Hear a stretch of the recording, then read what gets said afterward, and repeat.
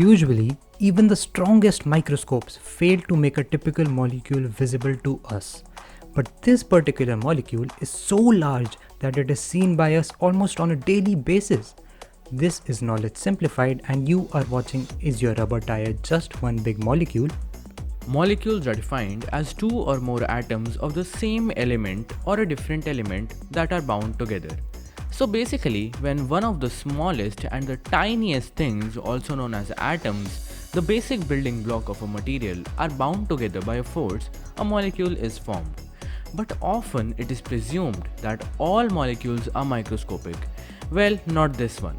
The rubber tires that we are used to seeing almost every day is just one giant molecule. Basically, the rubber tire, also known as a vulcanized tire, is made up of larger polymer chains that have been linked together by a covalent bond. Think of a polymer chain as a useful chemical which is made up of many repeating units. It can be a one-dimensional chain, a two-dimensional chain, or even a three-dimensional chain. In simpler terms, a vulcanized tire is made up of many repeating units of a chemical which are bound together when these units share their electrons, forcing them to form a bond between them. So technically, if you think about it, the largest known molecule on Earth would be the largest tire in existence, which is this one.